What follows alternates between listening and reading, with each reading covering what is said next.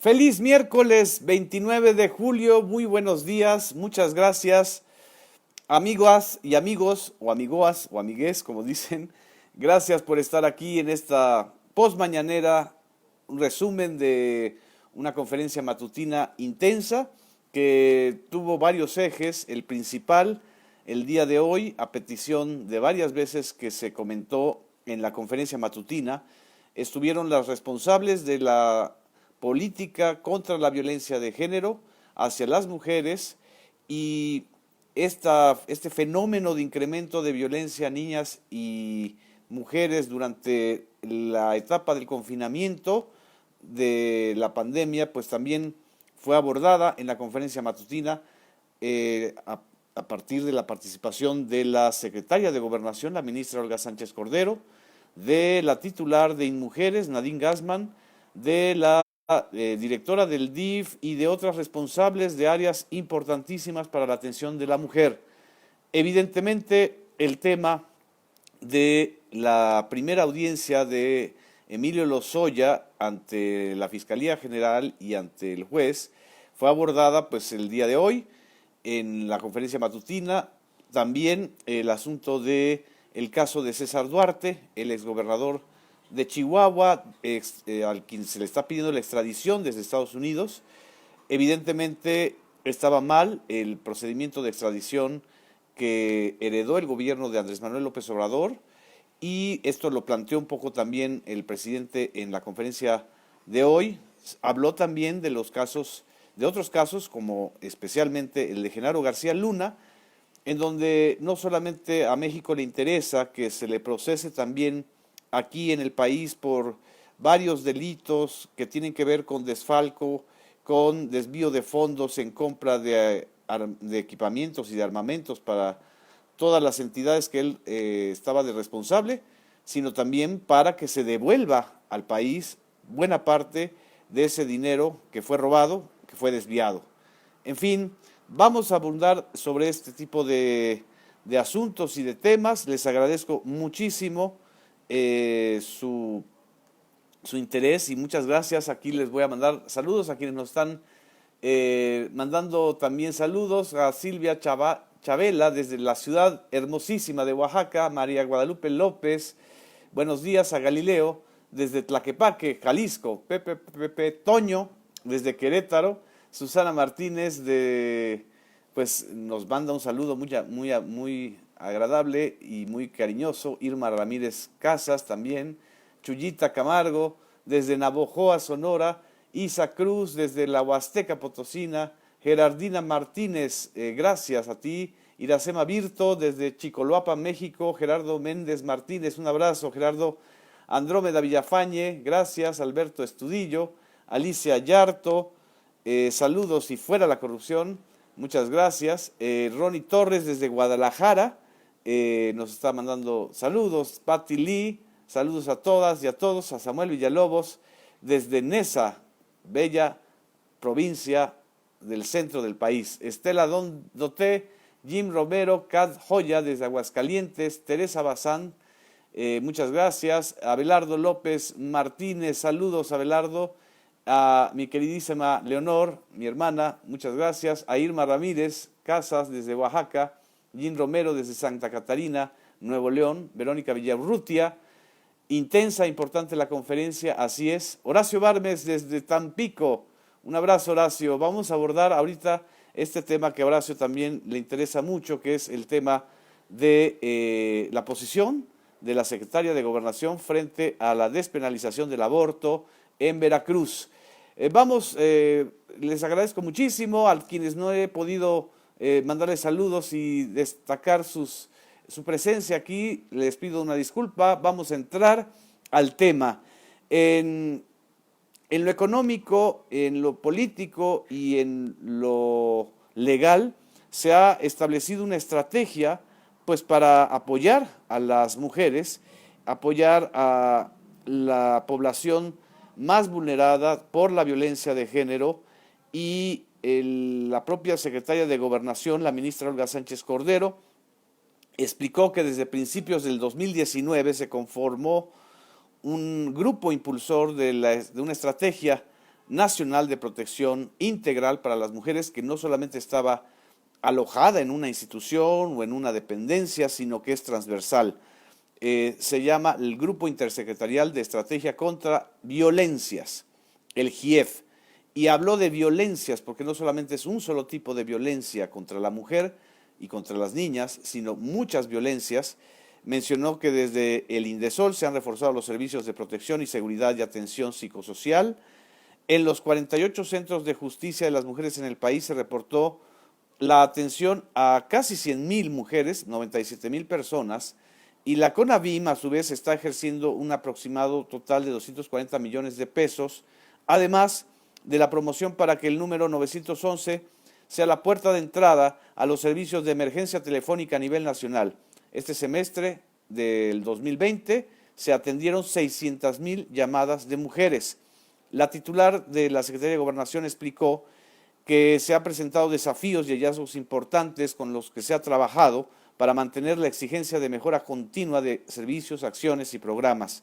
Uno de esos hallazgos es la confirmación de que la mayoría de las instancias de las mujeres en los municipios y en las entidades federativas, asumiendo sus responsabilidades y atribuciones, trabajan para proteger los derechos de todas. Informó que se revisan los códigos civiles ante casos de discriminaciones inaceptables e inadmisibles.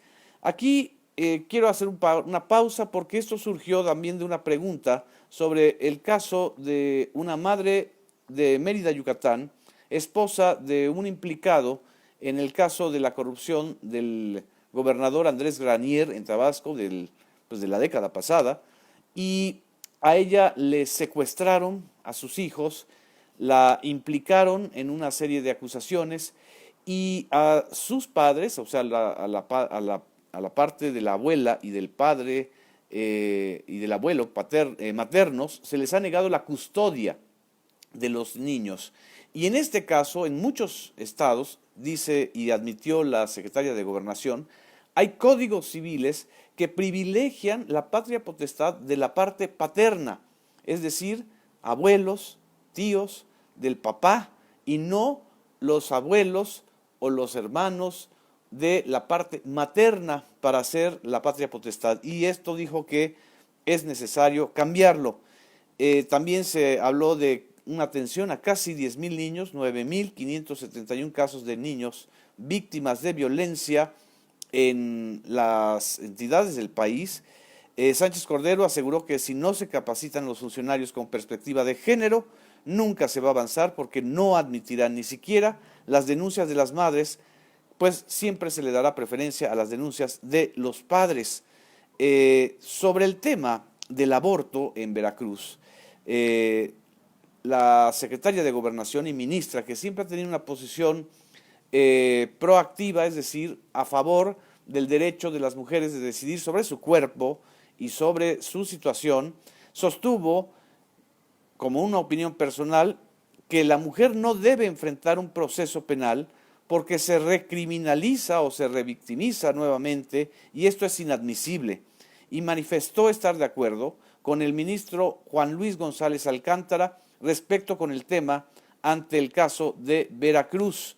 Esta parte del aborto y del tema de Veracruz es muy importante y creo que vale la pena escuchar de manera directa lo que la propia secretaria de Gobernación mencionó. Y aquí estoy viendo los comentarios que nos envían amigas y amigos desde Veracruz, donde está esta discusión, que creo que es muy importante retomarla, pues más allá de la circunstancia especial de la pandemia. Básicamente el hecho de negar o de subrayar que una mujer no debe tener ni pasar por esta revictimización o recriminalización en función del aborto. Vamos a escuchar esta parte muy importante de la conferencia matutina del día de hoy. La han conocido desde hace muchos años. En mi opinión es que la mujer no debe enfrentar un proceso penal por haber tomado una decisión de esa naturaleza. O sea, simplemente es recriminalizarla nuevamente. Entonces, para mí, el hecho de que una mujer enfrente un proceso penal por una situación de esta naturaleza es, en mi opinión, algo inadmisible. Entonces, yo estaría totalmente de acuerdo con la ponencia del señor ministro Juan Luis González Alcántara Carrancá, que establece para el estado de Veracruz esta situación. Muchas gracias. Presidente, nada más preguntar cuándo. Esto es muy importante, que la ministra y secretaria de Gobernación, Olga Sánchez Cordero, en un foro como el de la conferencia matutina, dé una posición muy clara con respecto a los derechos de las mujeres y a la capacidad de decisión sobre su cuerpo. ¿Qué dirán? ¿Qué van a decir los y las feministas del conservadurismo, estas feministas o feministas express, que ahora sí salen a marchar y critican o cuestionan a López Obrador supuestamente por, según ellos, ser machista, pero no tienen ni siquiera el menor asomo de modificar su posición frente a esta una especie de perla conservadora del conservadurismo mexicano, que es criminalizar a las mujeres que interrumpen el embarazo, a las mujeres que abortan, como si fuera un asunto pues de gusto, como si fuera un asunto en donde las mujeres no pasan por un proceso terrible de sufrimiento, de decisión sobre su cuerpo. Esto creo que es muy importante, lo que pasó y se dijo en la conferencia matutina en este terreno, sobre todo desde la voz de la secretaria de Gobernación. Y es importante que el propio presidente haya permitido o haya establecido que este equipo intersecretarial contra la violencia de género participe, y creo que sería muy bueno que participen mucho más y que se dedique un día de las conferencias matutinas. Este es un punto de vista personal sobre este tema. El día de ayer, el exdirector general de Pemex, el señor Emilio Lozoya, enfrentó su primera audiencia. Fue, pues prácticamente se ventilaron los temas que tenían que ver con agronitrogenados. El día de hoy va a haber, y ya está siendo seguramente, la segunda audiencia en relación con el caso Odebrecht. Y bueno, se le vinculó a proceso, es decir, ya está siendo juzgado por este tema. El punto aquí fundamental es que lo que subrayó López Obrador es que este proceso tan visibilizado en estos momentos, más que un show, es una pedagogía político-jurídica, porque el caso Lozoya, como los casos de César Duarte, de Javier Duarte, de Tomás Yarrington, del que ya casi no se habla, y por supuesto el de Genaro García Luna, son la demostración de los excesos a los que se llega y se ha llegado, se llegó en estos años recientes con el uso y abuso del dinero público en una especie de orgía de corrupción, que eso es una frase mía, y evidentemente, como dijo López Obrador, la corrupción es muchísimo peor que el coronavirus o que una pandemia, es una peste, así lo mencionó. Mucho, tanto a la Secretaría de la Defensa como a la Secretaría de Marina. Porque, repito, nada ha dañado más a México que la corrupción política. Nada. No es una pandemia, es una peste funesta. No es una pandemia, es una peste funesta, la corrupción, y esto lo mencionó López Obrador en relación con el caso de Emilio Lozoya, pero también en el caso preguntado por el Sistema Público de Radiodifusión, por el colega reportero Miguel Arzate de Canal 14, mencionó que en el caso de César Duarte se está revisando, no solamente, o se revisó el proceso de extradición, que seguramente tuvo fallas deliberadas para complicar la extradición o para minimizar, y lo importante es recuperar los bienes que son patrimonio nacional en casos como el de César Duarte o en los casos como el de Genaro García Luna. Así lo mencionó López Obrador en la conferencia de hoy. Tener una relación distinta, que no sea dispareja, porque lo comentábamos ayer, hay extradiciones, juzgan allá a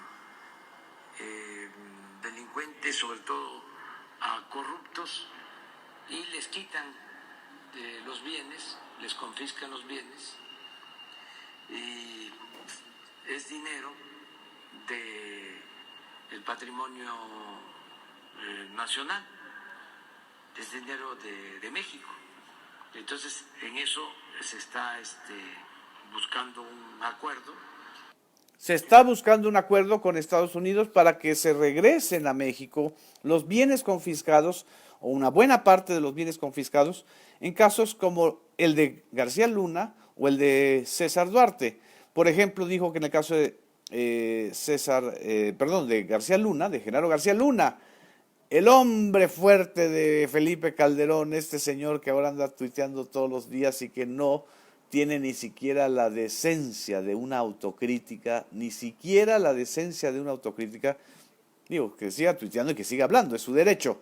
El tema es que no tenga ni siquiera la decencia de una autocrítica de decir que Genaro García Luna hizo y deshizo con su aval, con su aval presidencial, señor Felipe Calderón. Este señor García Luna tiene demandas aquí en el país por irregularidades cometidas en la compra de equipos para los cuerpos policíacos. Esto es en síntesis, y creo que esto es lo más importante de lo que se mencionó en la conferencia de hoy. También le preguntaron por qué le ha dado tantas funciones al Ejército y a la Armada Marina de México en asuntos que antes no estaban dentro de ese ámbito, pero él dijo, el Ejército y la Armada son instituciones fundamentales del Estado mexicano, y explicó por qué están ayudando en la materia de seguridad pública, en los puertos, en las aduanas, por qué también en la construcción del aeropuerto de Santa Lucía, en la construcción de una buena parte del tramo del Tren Maya y en las labores de reconversión de hospitales para enfrentar el coronavirus. Esto es en síntesis, les agradezco muchísimo, les mando un abrazo del ombliguito de la semana, que es este miércoles. Nos vemos el día de mañana. Gracias.